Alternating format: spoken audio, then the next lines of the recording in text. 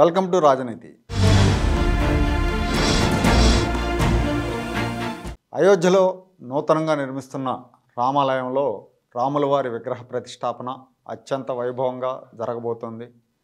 దేశంలో ఒక పండుగ వాతావరణం క్రియేట్ చేయడంలో ప్రధాని మోడీ సక్సెస్ అయ్యారు. ఆలయ నిర్మాణం పూర్తి కాకుండానే విగ్రహ ప్రతిష్ఠ చేస్తున్నారన్న విమర్శలు ఉన్నప్పటికీ మోడీ మీద ప్రశంసలు జల్లులే కురుస్తున్నాయి.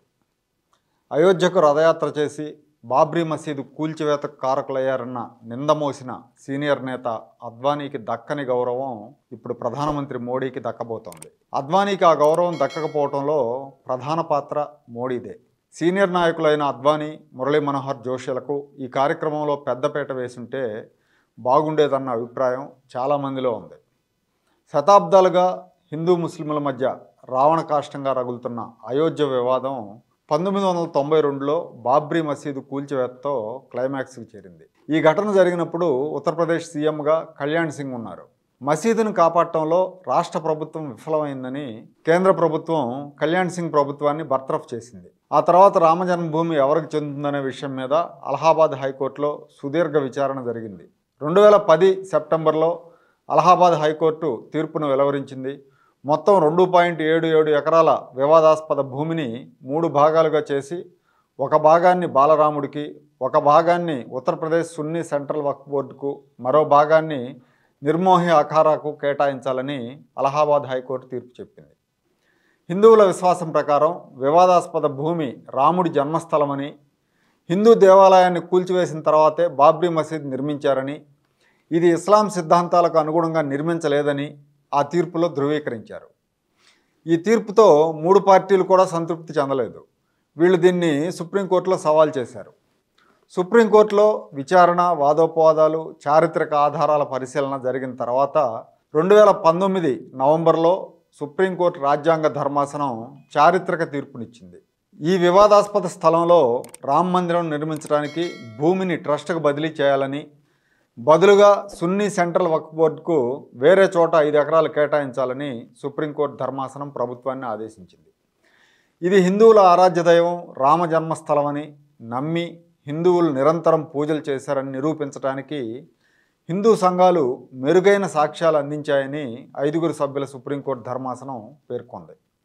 అయితే ఈ చారిత్రాత్మక తీర్పు ఇచ్చిన సుప్రీంకోర్టు న్యాయమూర్తులు ఎవరు, వాళ్ళు ఇప్పుడు ఏం చేస్తున్నారు అనే ఆసక్తి అందరిలోనూ ఉంటుంది.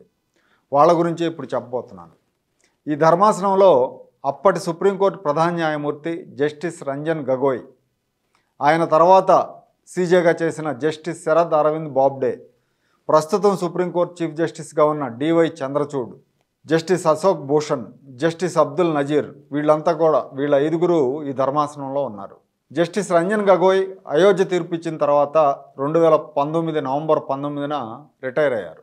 ఆ తర్వాత 4 నెలలకు ఈయన భారత రాష్ట్రపతి రాజ్యసభకు నామినేట్ చేశారు. ప్రస్తుతం ఆయన రాజ్యసభ సభ్యుడిగా ఉన్నారు. ఈ రంజన్ గగోయ్ తండ్రి కేశవ్ చంద్ర గగోయ్ గతంలో అస్సాం ముఖ్యమంత్రిగా పనిచేశారు.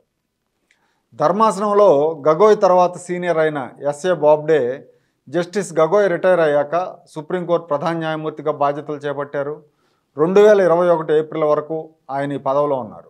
రిటైర్ అయిన తర్వాత ప్రభుత్వం తరపున బాబ్డే గారు ఎలాంటి పదవులు కానీ బాధ్యతలు కానీ తీసుకోలేదు. నాగ్పూర్లోని మహారాష్ట్ర నేషనల్ లా యూనివర్సిటీకి ఆయన ఛాన్సలర్గా పనిచేస్తున్నారు. ఈయన తన పదవీ కాలంలో ఒక్క న్యాయమూర్తిని కూడా సుప్రీంకోర్టుకు సిఫారసు చేయని ఏకైక సీజేగా రికార్డులకు ఎక్కారు. ధర్మాసనంలో మరో న్యాయమూర్తి అయిన జస్టిస్ ధనుంజయ్ యశ్వంత్ చంద్రచూడ్ ప్రస్తుతం సుప్రీంకోర్టు ప్రధాన న్యాయమూర్తిగా ఉన్నారు. ఈయన తండ్రి జస్టిస్ వైవి చంద్రచూడ్ కూడా సుప్రీంకోర్టు ప్రధాన న్యాయమూర్తిగా పనిచేశారు. జస్టిస్ డివై చంద్రచూడ్ అధిక సంఖ్యలో రాజ్యాంగ ధర్మాసనాల్లో బాధ్యతలు నిర్వర్తించారు. సుప్రీంకోర్టులో తన పదవీ కాలంలో భారత రాజ్యాంగ చట్టం, మానవ హక్కులు, అయోధ్య వివాదం వంటి కీలకమైన కేసుల మీద తీర్పులిచ్చిన ధర్మాసనాల్లో ఈయన సభ్యుడిగా ఉన్నారు. సుప్రీంకోర్టు సీజేగా చంద్రచూడ్ పదవీ కాలం 2024 నవంబర్ వరకు ఉంది. ఇక మరో న్యాయమూర్తి జస్టిస్ అశోక్ భూషణ్ 2021 జూలైలో సుప్రీంకోర్టు జడ్జిగా రిటైర్ అయ్యారు. రిటైర్ అయిన 4 నెలల తర్వాత ఈయన national company law appellate tribunal NCLATకి చైర్మన్గా నియమించారు. కేంద్ర కేబినెట్ సిఫార్సు మేరకే ఈ నియామకం జరిగింది. ధర్మాసనంలో 5వ జడ్జి అయిన జస్టిస్ సయ్యద్ అబ్దుల్ నజీర్ 2023 జనవరిలో రిటైర్ అయ్యారు. అయోధ్య తీర్పిచ్చిన ధర్మాసనంలో ఏకైక ముస్లిం న్యాయమూర్తి జస్టిస్ నజీర్. రిటైర్ అయిన నెల రోజుల్లోనే ఈయన ఆంధ్రప్రదేశ్ గవర్నర్గా నియమితులయ్యారు. ఇప్పుడు ఈ 5 మాజీ న్యాయమూర్తులను బాలరాముని విగ్రహ ప్రతిష్ఠ కార్యక్రమానికి హాజరు కావాలని శ్రీరామ జన్మభూమి క్షేత్ర ట్రస్ట్ వారు ఆహ్వానాలు పంపించారు.